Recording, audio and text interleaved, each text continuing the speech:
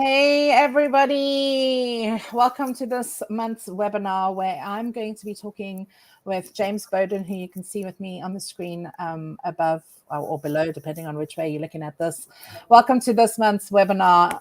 We're going to be talking about our tech stacks, what we need in order to convert affiliate partnerships and to make them successful.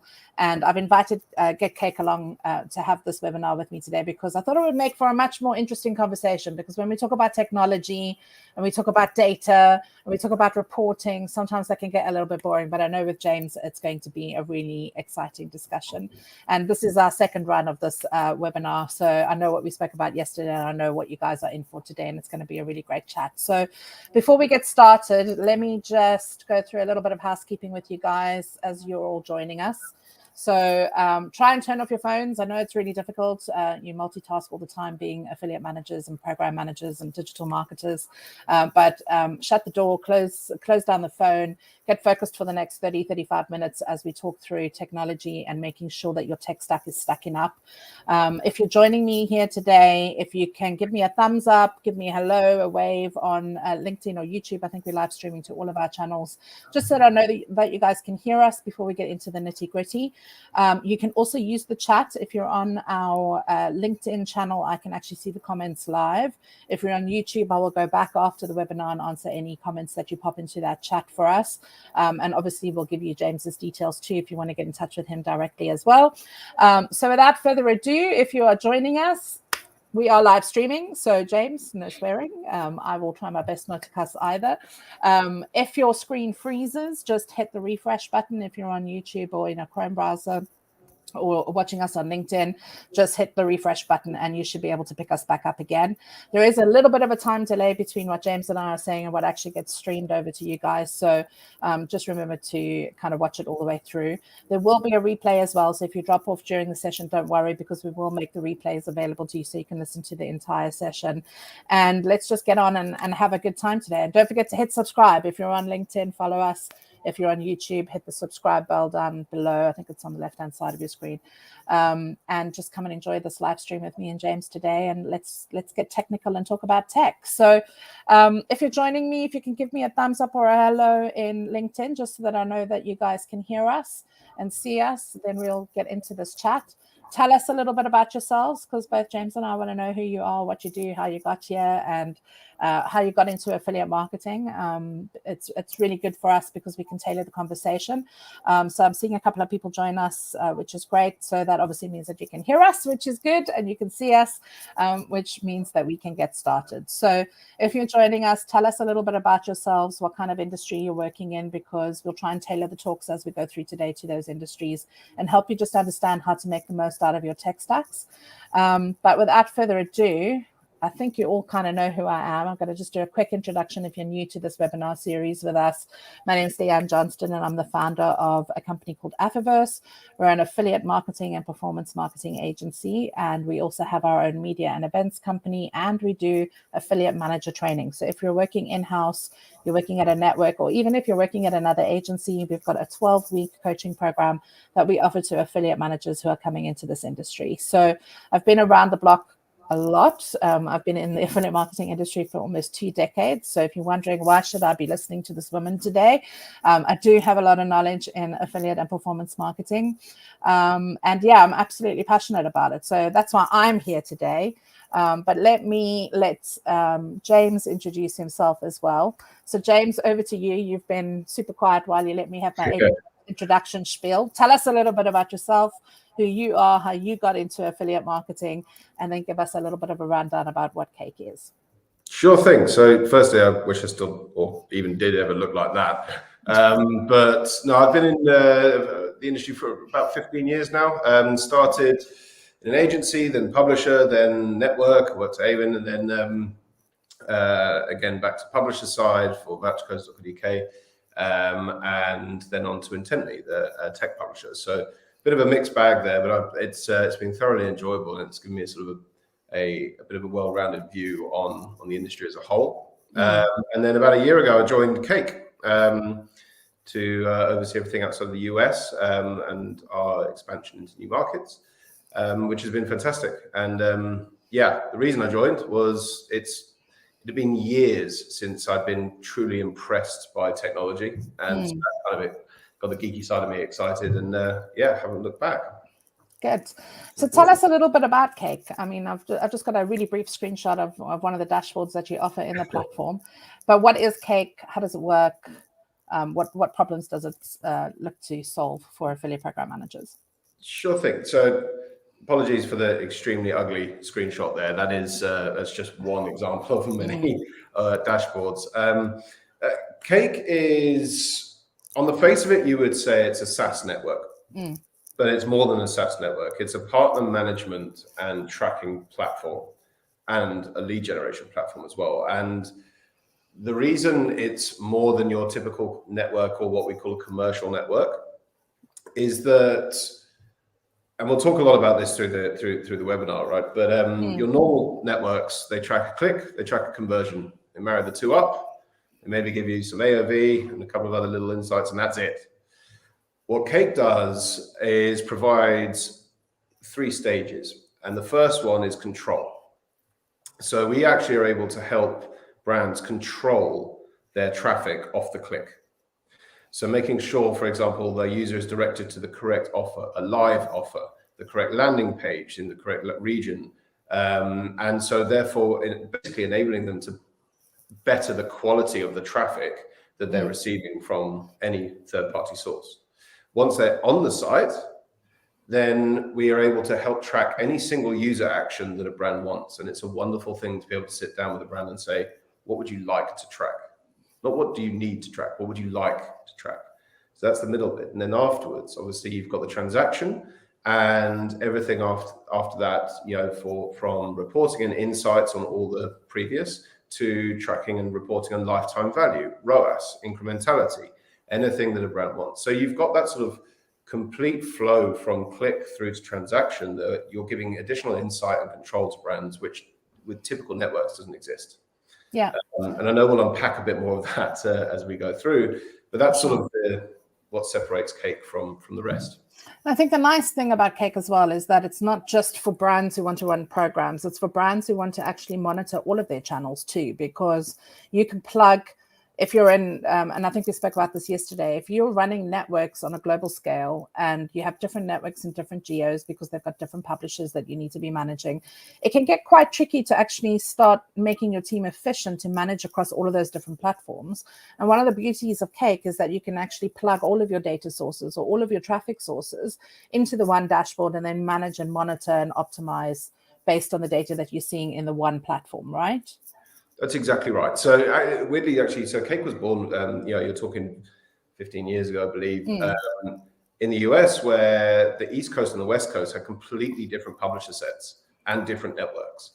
And Cake came in as like the parent network that helped aggregate all of that data and activity for brands.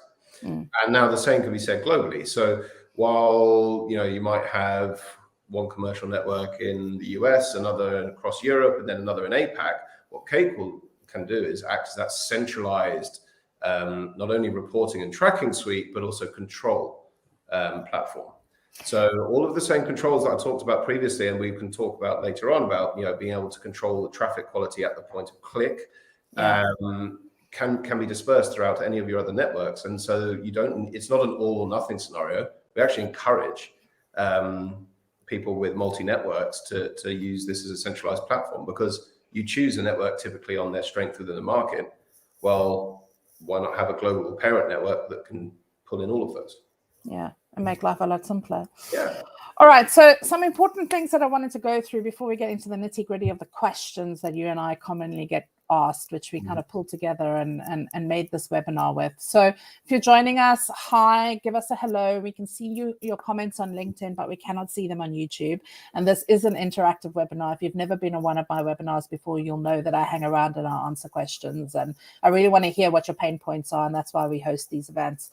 Some important quotes, though, that I wanted to kind of share with you guys before we get into the technical discussion about is your tech stack actually working properly for your affiliates, is that it's really only when things go wrong when you're running an affiliate program and when the tech stack that you're using doesn't do what you need it to do that you realize just how powerful technology can be as part of your kind of backbone or skeleton of the program that you're building. And the other thing is that it can also be a useful servant or a very dangerous master. It can make you be doing a lot more administrative work than you actually really need to be doing if it's not efficient enough. So there's a very old saying I think it's in the engineering space, because my husband mentions it quite often. He says, there's three kinds of service: good, cheap, and fast. And you're never able to actually find all three in, an engineering or technical build. So what are you going to go with, and how are you going to decide which tech stack is important for you? And that's kind of what we wanted to discuss with you guys today, is to really get you thinking about what is it not that you want, but what is it that you actually need from your tech stack, and how do you find the right technology solutions, and what questions do you ask if you are shopping around for technology solutions? And that's kind of what we want to talk about today. So we're going to start this webinar around some of the common questions that we get asked and get James to talk through some of the things that he experiences when clients come knocking at his door. And hopefully these things are going to help you to start your search journey when you're looking for technologies as well, in whatever lifestyle stage you are in your program. You could be launching an affiliate program right now and wanting to run it in-house. You could be on a couple of networks, as we've just discussed, and want to look at ways to actually aggregate all of that. Or you could be looking to just actually have one platform to manage all of your digital channels, whether it's affiliate, paid, influencer, whatever the case may be. And finding the right tech solution is often the first pain point that you need to get over when you're beginning in either of these journeys. So I think let's start with the most obvious question, James. Like, what technology should I use for my affiliate program? And I know that this is one of the questions that you enjoyed yesterday when we went through the kind of dry run. Yeah, and I'm not just going to say cakes, I promise. But this really comes down to what the brand expects. Okay, so in my mind, it's if you're starting out and all you want to do is just get as much traffic and utilize the affiliate channel like a tap and just turn the tap on and try and get as much incentivized traffic through the door as possible, you can choose any number of your commercial networks. That's absolutely fine. And often that's a way that brands sort of make a splash when they enter the market. Yeah. However, what I'd say, go on, sorry. I thought you were thinking. However, what I would say as well is, if you've got clearly defined KPIs internally, and if you've got any hesitancy towards expanding into new channels, such as affiliates, then perhaps look for a technology that, again, allows you to take more control and gives you more visibility on the channel. Because the more you're able to prove out the value of the channel internally, the easier it's going to be to scale it, allocating more budget and more resource, etc. So it really comes down to what technology should I use for my affiliate program. Well, it comes down to, what do you want your affiliate program to be? Do you want it to be a large part of your channel? Your revenue contribution, or are you just doing it on a whim to try and get some traffic when you need it? So those are the questions I think you need to ask brands, or anybody needs to ask themselves before choosing a technology.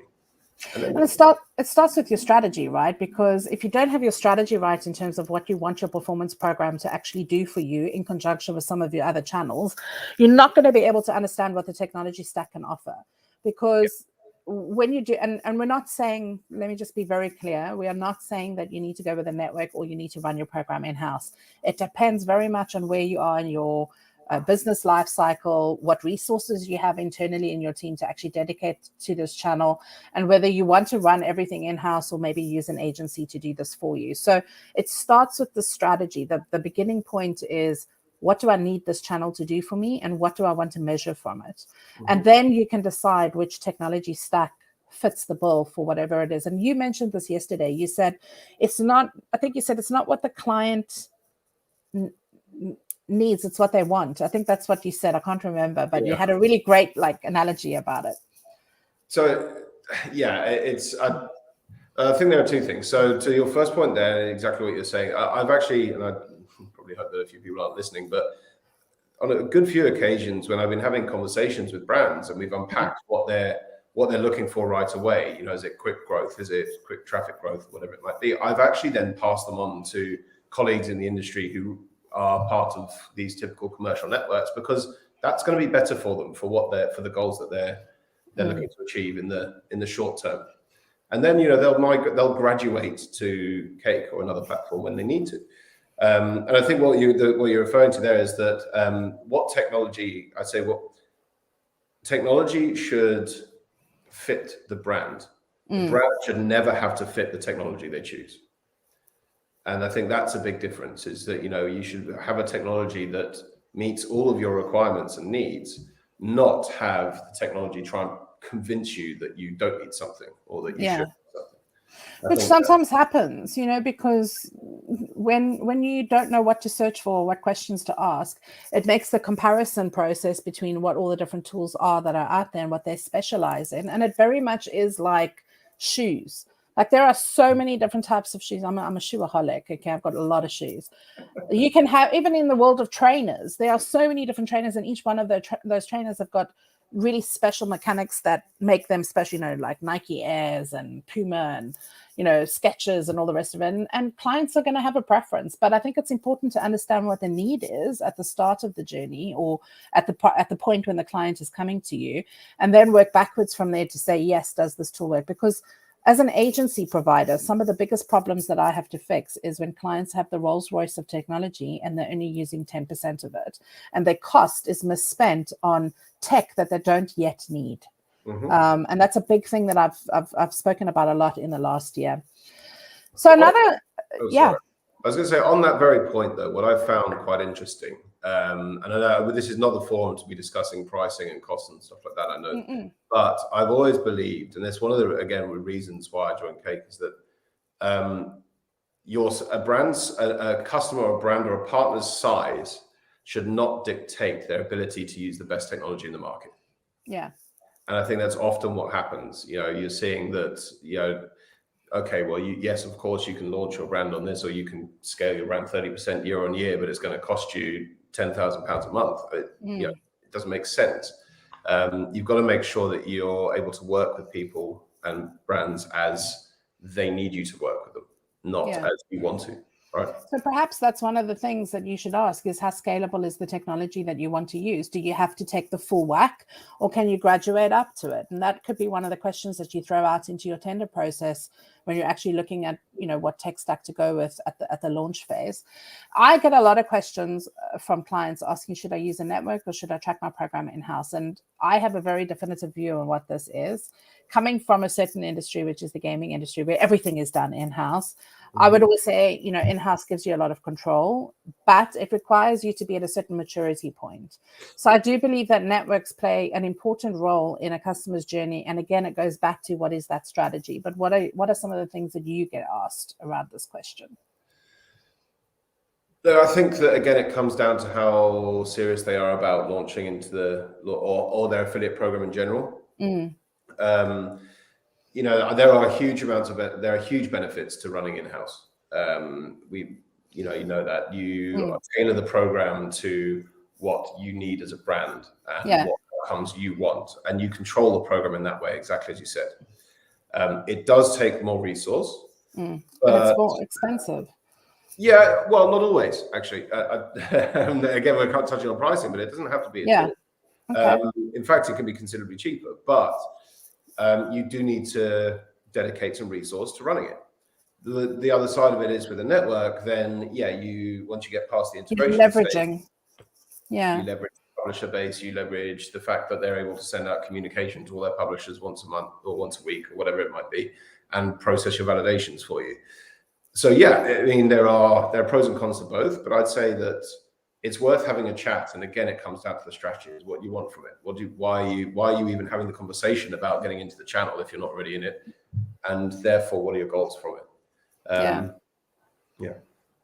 Okay. And I think as well that there's a time and a place for a network, as we mentioned before. I mean, there are some fantastic networks that are area specialists. They're actually, really deep into a certain region or a country or even a vertical, and they've cornered the market and built really strong relationships with publishers. And you need to be able to leverage that. So whether you do go in-house or whether you do go to a network, it really depends on what is the strat plan that starts with it. And also, that doesn't mean that you can't work with everybody all at once. It becomes inefficient to launch on multiple networks because the pricing increases generally over time. But actually, at the start, depending on what it is that you want to focus on, networks can play a vitally important role in the decision-making process when you're thinking about tech stack for your program. So we're not pro or against, but we do want to show in this webinar what the different opportunities are and what you need to be thinking about when you're looking at tech stack. Another question that I get asked is, when do you know that your tech stack isn't quite stacking up, and when do you know that it's time to change? Now, you probably get these questions a lot more than what I do, because as an agency, we will make a network. We will make the technology work for the client. We'll, add the manual resource if we have to. But from a technology perspective, I think this is a question that you probably get more than what I do, I guess. Yeah, absolutely. I think that the simplest answer to that is when you have any issues in sustaining growth and proving out, and if you've got any issues in proving out the value of the channel. I think those are the two things where you know that it might be time to look at other technologies. Any issues in growth? I mean, if you've got the right controls and the right partnerships in place and the right incentive schemes in place for your publishers, there should be absolutely no problems with growth year on year or generating that growth. And the other side of it, if you're struggling to prove out the value of the channel internally, and people are saying, oh, it's quite expensive, then you don't have those controls and you don't have the reporting that you need to effectively report on ROAS and incrementality, all the rest of it. So when you're struggling to grow and when you're struggling to prove out the value of the channel, that's when it's not the channel, that's how you're utilizing the channel. And that's when I think it's time to shop around. And also, if you find that you're doing a lot of manual workarounds, if you find that the tech stack isn't doing things that you specifically needed to do, and look, no technology provider is ever going to meet 100% of your business's requirements. Every business reports differently. Every business financially models differently. They do different kinds of promotions. They want to incentivize their partners in a different way. But I guess that's when you start to do the real measurement of, tech partner to network, and you start to figure out what are the best platforms that work for you, but also asking the more intelligent questions, which we're going through today, which is like, what do I need instead of what do I want? So I think that's a very valid point too. I also want to go on and explore, because we're about halfway through this now, and there's 4 key areas that I really did want to touch on in this webinar that I believe or that we believe are the most important areas that your technology stack should be enabling and allowing your partners to convert their traffic easily. And the first one is tracking functionality and conversion protection. And really, James, this is where you're going to talk a lot about what Cake does and the strength of that first click to transaction.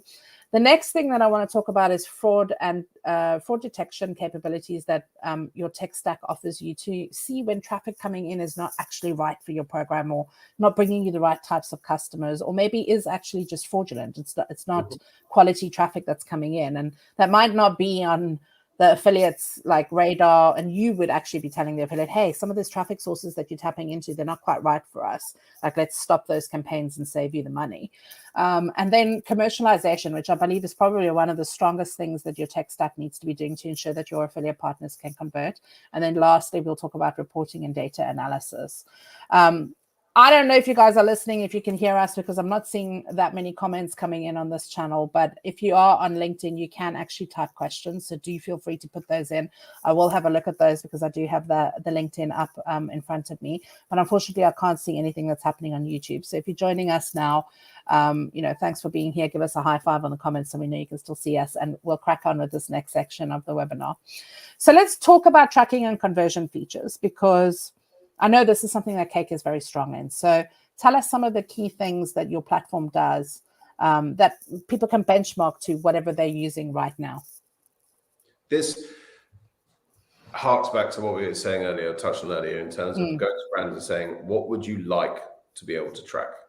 Not what do you have to or what do you need to. So whenever we start working with a new partner or a new brand, we have that wonderful conversation where we unpack what their goals are, but what do they need to track in order to effectively report on the value that the channel is driving. And not just this channel, it can be a social or any other channel as well, but we're focusing on affiliate now. And so that can be anything from, to the very basic of new and existing users, but also then to, what have they visited the returns page? In fast fashion, that's actually a really good indicator of the type of traffic that's been driven from affiliates, because if they're promoting a free returns, well, we know that's an issue within that industry. Yeah. Because people just bulk buy and then return. So if they're straight away going to the returns page, well, that's a trigger. So report on that, and then that can inform how you promote with that affiliate, or maybe change the messaging. Right the way through to, okay, their conversion. What have they converted on? How many times have they converted moving forward? Have they then gone and downloaded the app? What actions have they performed within the app? How many times have they re-interacted with the app? You know, things like that. So basically anything that you want to track across the user journey and from the channel can be tracked. And so what are these? Are these like the events that you want to track while the customer's on your site, from the first click all the way through to the end purchase and then the return after that? You can track even after the sale is completed. Exactly. Yeah. And so essentially, I mean, you could think like GA, but linked to third parties and ongoing value. So the transaction. So when we're talking, and when also to touch on the tracking side of things, I think what's most important for people when they're evaluating what technology to use is, and I think we'll touch on this a bit later, is how to future-proof yourself. Yeah. Okay. So we all know what's going on with cookie deprecation and how that might affect the industry, particularly retargeting and things like that later this year to early next. Make sure that brands have the option. Okay, so they should have every possible tracking option there, that they need. So whether that's image, iframe, JavaScript, or postback, which is server, and they should have the option to be able to utilize any of those with their tracking software. And then we'll touch on it later, but then how do you start working with them to help them future-proof themselves from a tracking perspective so that there is zero drop-off? So you protect the longevity of your tracking whilst also asking them what else would they like to track. And that's when you start getting smart and shifting away from here's a click, here's a conversion, and let's marry the two up. Yeah. And what kind of difference does that make for clients when you actually show them the capabilities, and like when they migrate over, like do they have to do some, big changes on their back end? Like how difficult is it to go from like I'm only tracking a click and a sale to I'm tracking every event in between? Is it very difficult, or is it just like a piece of code that needs to go on the website? It's exactly as you just said. It's exactly the same as any other integration. And what we'll do is that we simply map it out with them and we say, okay, well, we need to place this here, that there, and then we're done. And then we can adapt and change those as they wish. In terms of the event tracking side of things. When you're talking about migrating to server or postback tracking, that is a little more involved, but that's why you need a support of the network that's able to help guide them through that whilst having them set up and their existing tracking ability, whether that's, let's just say it's JavaScript. Do you have any stats or data about what the average drop-off rates are across like normal affiliate tracking? Is it like 10%, 20%? Because I know Moonpool, they did a really nice white paper a couple of months ago, and we'll link to this if we can find it again. I'm pretty sure Chris Trudgett will let me know. But they did a really good feature, and I think it was like, double-digit figures of sales that are actually getting dropped, and affiliates are missing out on traffic. Brands are missing out on this information and not being able to then prove the value of the channel because it doesn't look as if it's correct. Like, how important is it to actually get all of these events lined up and married up together? Extremely, but I think for some reason I've got 18% in my mind for. Okay, but that's still pretty large. Right? The problem is it's growing because the security protocols and this whole cookie deprecation is outpacing the the evolution of tracking with brands, right? So what happens then is that I reckon you're going to see, and Moonpool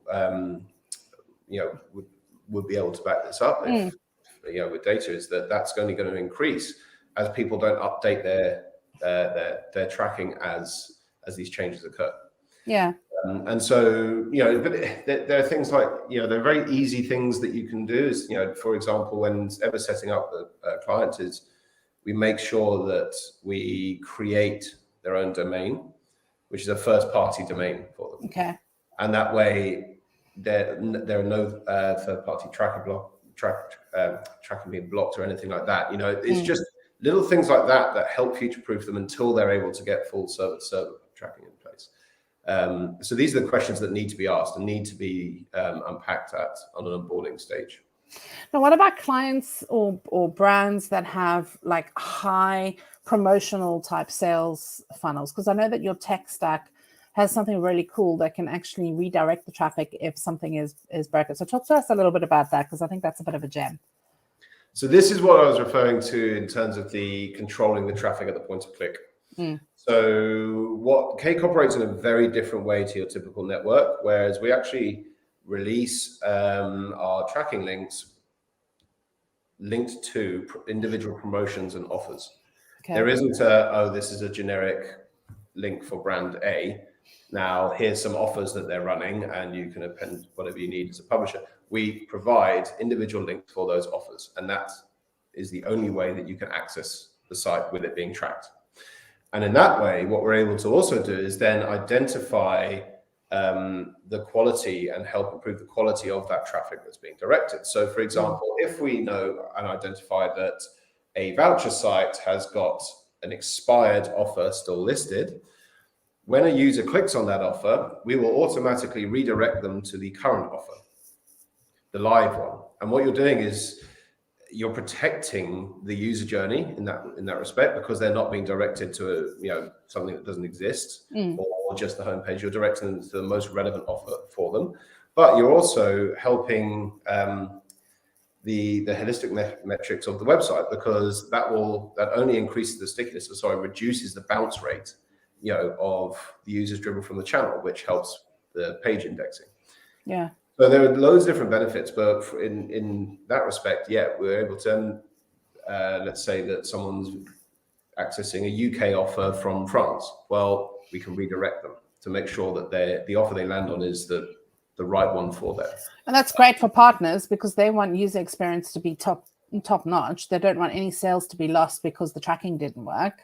And they don't want users to be clicking on their site saying, degrading their brand, because what they have advertised to the customer, they want the customer to actually get at the end of the purchase journey. Absolutely. I mean, we all know why offers and old content is still listed on publisher sites. It's because of the page indexing. Now, and that's just what it is. Now, we can argue the pros and cons of that forever, but ultimately, unfortunately, it's the brand's reputation that is damaged when a user clicks through and they're unable to access the offer that's been promoted. Yeah. So help that journey, help that user before they even hit the site. Intercede. If it's a similar offer or a live offer that they are then redirected to, well, that's still going to be better than them being directed to a page that doesn't exist. Yeah. Secondly, as well, that comes into the fraud prevention. We can identify any, let's say you get 4,000 clicks within 5 minutes from one location, for example, that instantly can flag. You can suppress that source, that traffic source for good. Similarly, with subnetworks, you can actually break down all of the third-party affiliates that they're using and actually choose which ones are driving the value that you need from that subnetwork.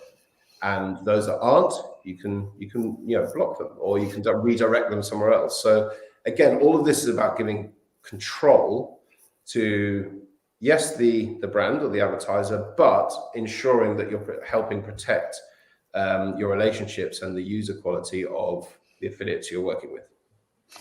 And that's a very important thing, because it also comes down to good customer service. We forget about customer service in affiliate marketing because we just assume that affiliates are there because we pay them. And that's not the truth. Nowadays, there are thousands of affiliate programs that affiliates can choose to work with. So making sure that your tech stack is offering them a good experience and their customers a good user experience is part of your customer service in your program. So you touched on fraud and security, because I know that in some industries that tune into us, fraud and compliance and security is a big deal. So finance, gambling, like Forex trading, insurance companies, there's a lot of compliance that needs to happen. So what questions should you be asking your tech stack when you're shopping around to ensure that it has the right modules or fail safes or even alerts systems in place? And that's generally reporting that we're talking about right now. And you touched on one of them in terms of flagging, fraudulent traffic or traffic that doesn't look like it's going to convert. And that's not necessarily the affiliate sending fraudulent. It's them tapping into some sort of, traffic source that they may be trying out, and then you seeing, hey, that doesn't actually convert for us, and helping them to stop that. So we're not saying that everybody's coming out to get you. That's not what we mean by fraud. But how do we actually utilize the data in the platform to make sure that we are making intelligent decisions about where we spend? So talk us through some of the stuff that people need to be asking their tech solutions around fraud. And then we'll also talk about, so I've broken it down into sort of like quality, which is what we're talking about now, and then security access, which we'll talk about in a minute. Let's start with the positive, right? So by being able to strip out the traffic, or not strip out, but redirect the traffic to where it needs to be, or identifying if it's low quality traffic from metrics, all you're going to be doing is improving the overall conversion rate of that affiliate for the brand, because the quality of the traffic is higher. Therefore, they're in a better position to renegotiate things like CPAs and their commercials, and they can form a closer partnership. So that it's positive on both sides.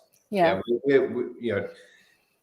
got to make sure that you're managing your partners to the best of your possible ability and treating them fairly. And that, that's how you're going to have a successful affiliate program. So you're going to have a long lasting affiliate program too. Yeah. And not just a fly by night program. Exactly. And then when it comes down to access and the more technical questions, you literally detailed them. It's okay. So what do you expect? What do you need? So we would go through and say, look, we have all of these different alert functions, and you can set up alerts for any activity you want within our system. We've also got third-party integrations with a number of different fraud identifier companies, which they can plug in if they wish to. But again, it's very much a case of, okay, what do you need your tech stack to be able to do in order to feel secure and confident in the channel? And we've had to do a lot of that. We work with some of the largest financial institutions in the world, and security has to be at the front of mind, and compliance at the front of mind with those kind of partners.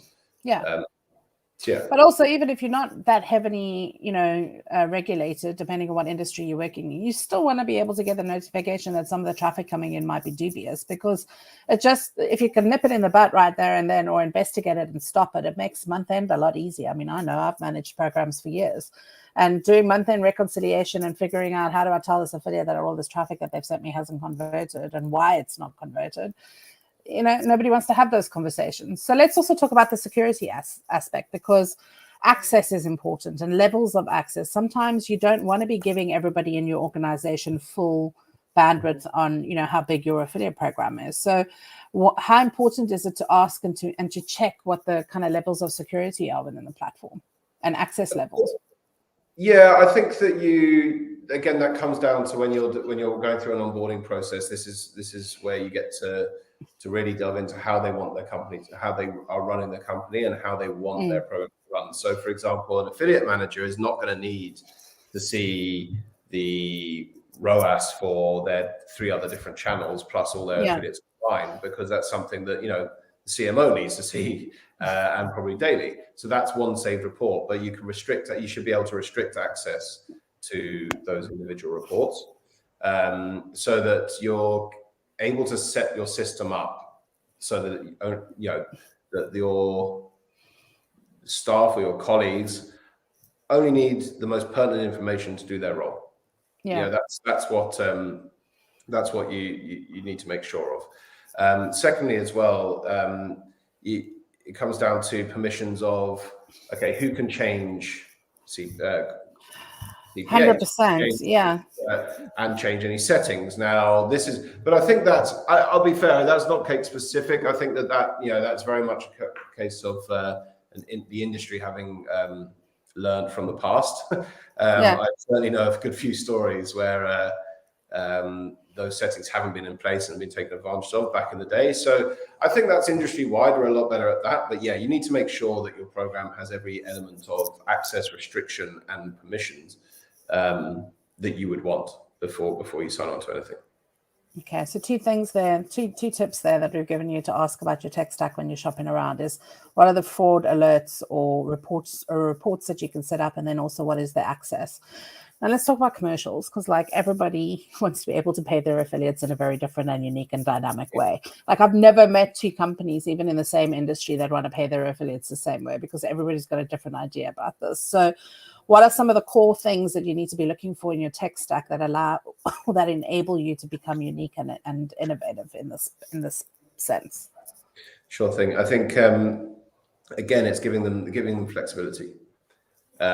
So this comes right back to what we were saying, is that your tech stack needs to be able to deliver and fit what you want it to, not the other way around. Yeah. So for a nice example would be, okay, so if we are driving, let's stick with fast fashion, for example. Yeah. And you say, okay, right, we're going to incentivize affiliates on new customers, but we also want them to download the app. Yeah.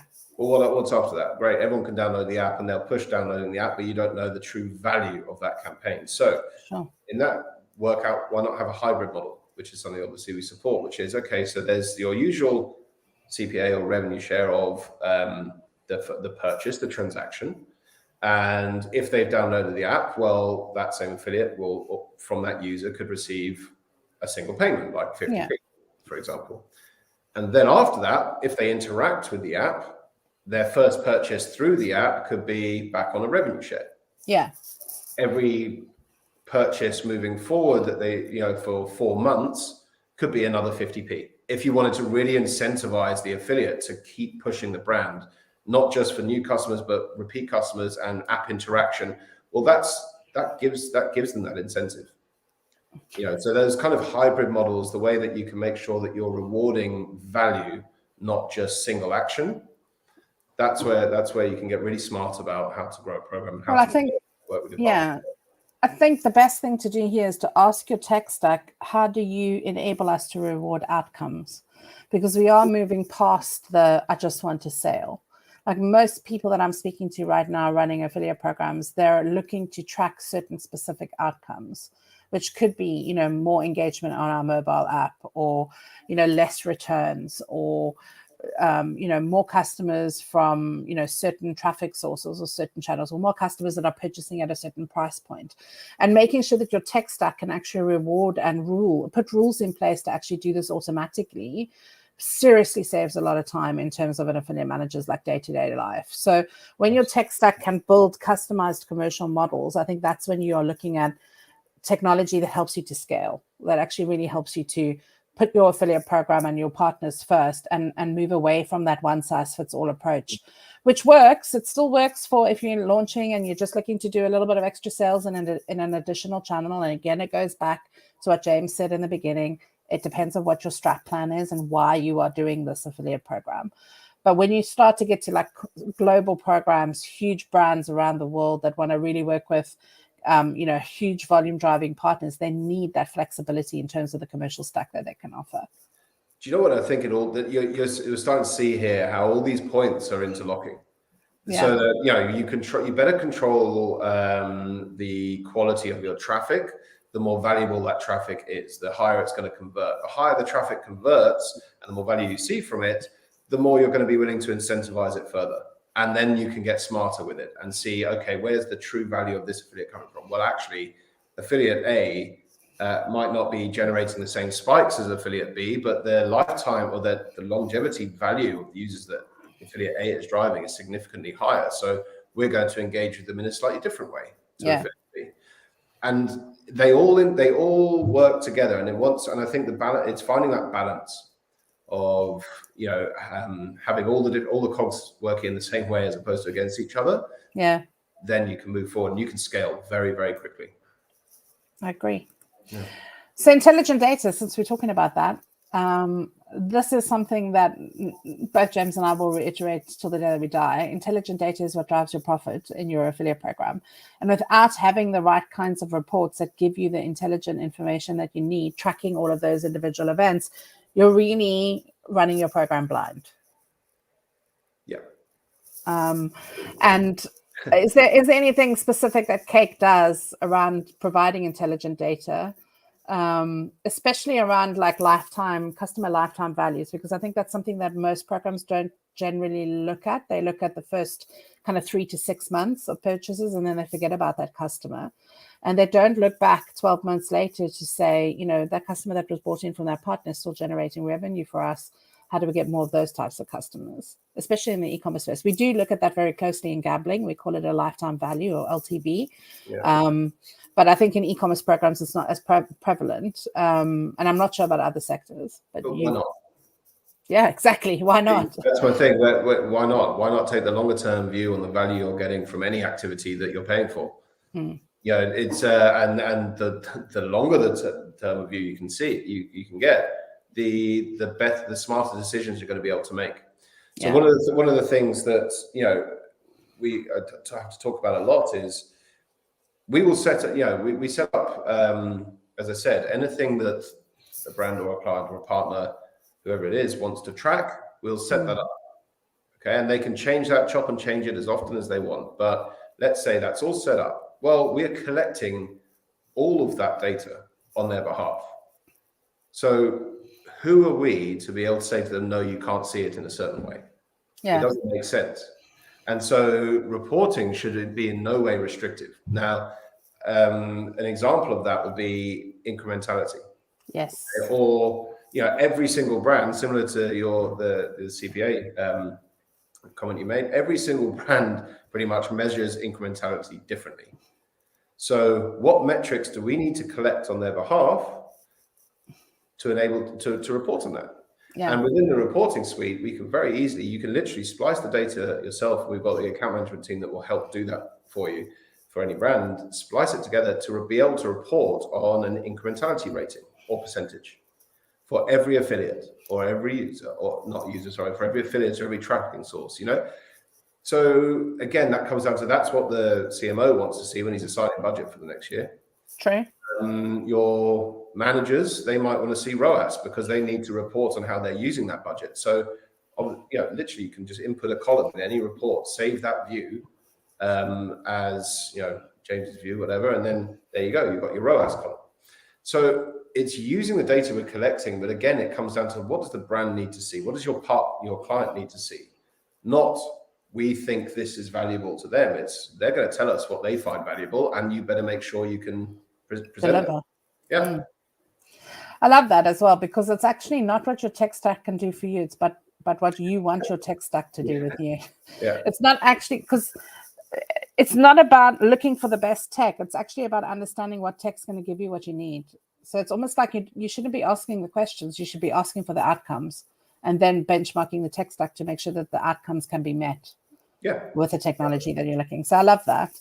All right, so let's just go over, what should your tech stack offer if you want your affiliate partners to be converting for you? So I think the one thing that we didn't touch on is good service level agreements, because a lot of what I see sometimes is that when something does go wrong, there's like a 3-day SLA in place, and actually you want results immediately. So looking at your service level agreements, not only for your team in terms of what you're doing in terms of responding back to affiliates when they have queries, but also looking at what your tech partner can provide. Continual development updates. I'm pretty sure that you guys are updating your tech stack at least once a week, if not more. And every single technology partner that I speak to and every single network that I speak to always has a development list that's as long as my arm. So making sure that your technology partner is robust as a technology company and constantly developing their platform is also a signal for me when I'm shopping around for clients. Accessible APIs, we didn't even talk about that. You did mention that you are integrated with a lot of different things, but also making sure that affiliates can access reporting via APIs, because some affiliates have got their own technical dashboards and things that they use internally. So I think making sure that your tech stack can answer those questions for your affiliates too is important. Speed, real-time tracking, security, compliance. I mean, we've talked about pretty much all of this, but I think the biggest part is future-proofing your tracking. So making sure that you can get to server-to-server tracking, especially in light of what's happening with cookies in 2024 and the likelihood that that's going to, fall away. And then obviously talking about the ability to track multiple channels, if that is a need that you have in your business. So, I mean, is it possible to get good, cheap, and fast? I don't think so, but I think that what you need to decide is which one of these three fit for you, and try and find the technology that's going to match what your outcomes are, and not necessarily what you think you need, but actually get a little bit deeper and ask some of the questions that James has mapped out for you today. The do's and don'ts of investing in in-house and tech solutions. I think we've pretty much covered this. I mean, we kind of went a little bit deep a little bit earlier on, but I think do's and don'ts is get your plan right. Think about what is it that you actually want to track, and don't just jump right in and tell the technology solution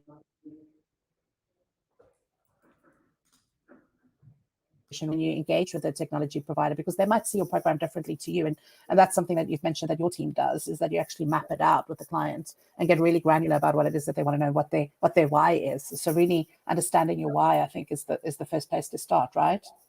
Absolutely. Yeah, you hit the nail on the head. Sorry, I lost you there for a minute, but yeah, you hit the nail on the head. You define the goals and what the ideal outcome is, and then we work backwards. And you deal with it like any good project. You project manage it. You have stages. We've got a full onboarding team that work within any new partner, and make sure you work at their pace. Even sometimes push their pace a little bit, because it's always tough to get resource internally for people. But this is true. Yeah. Okay. So program migrations, we didn't even talk about that, but I'm pretty sure that some people get put off by program migrations. And we did touch a little bit on, changing tracking and what sort of resources you need. When you are thinking about doing a program migration, I think a project plan is very important. But I think, again, it comes down to mapping that process. What are all of the events that we need to cover? And what does our development team need to do on the back end? Is it just as simple as putting a piece of code in? Or do we actually have to map out different features and functions on our platform? Is that stuff that you sit down and advise the client on as well during the process? Absolutely. I mean, that again is part of your scoping with any partner. And again, once you've mapped it out, it's very clear in what needs to happen, and you're able to have white glove them through it. It's never been an issue or a blocker. The other side, if people are nervous of moving from commercial network to in-house, for example, well, you don't need to do it all at once. Run cake on top, as we were talking about earlier, or run something like it on top. I don't just want to talk about cake, obviously, and then start putting your closest partners across and seeing the benefits there, and then you can roll it out. There are lots of options, but there should never be any hesitancy because of the migration process. Don't let the tech stack make you stumble, make it work harder for you and work cleverer for you as well, I guess, is the advice piece there. Okay, other external integrated features and platform apps. I mean, how important is it that technology stacks that clients are using are open to accepting other kind of widgets and things? I mean, is it possible to run without those things nowadays, or does the tech stack need to be open source or open for integrations? Again, this comes down to you fit to the client, not the other way around. Okay. So for example, we will be able to integrate with pretty much any third-party feature or platform app. It comes down to the scoping. Okay, how long is it going to take to integrate with them? We're already integrated with more than I could list, which is helpful. I mean, Shopify, for example, it's a one-click integration. Now, it very much depends on what's there and what's missing. If we've got something that can plug a gap and make it easier for that migration, then we'll let the partner know. But if they want to stick with their own, then we'll figure out how to work with it. And that's the kind of flexibility you should expect from a technology partner. Yeah. Okay, we spoke about the future of tracking, so I think we can probably call it a day there, because we sort of jumped around a bit and covered it all.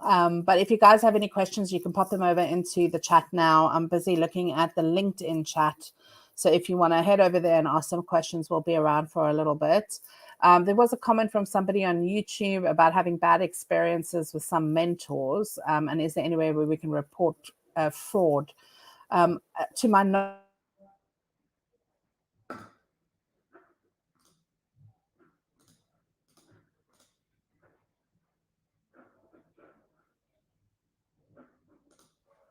knowledge. No, there's no, and LinkedIn groups.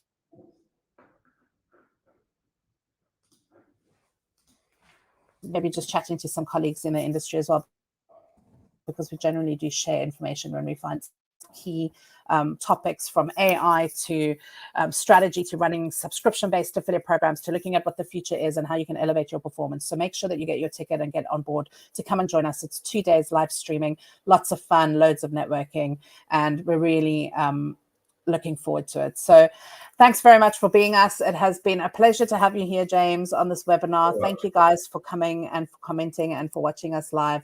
We've really enjoyed spending this hour with you and talking through, is your tech stack converting for affiliate partners? It's been great to have you, and look forward to seeing you at our event soon. Thanks so much, Leanne.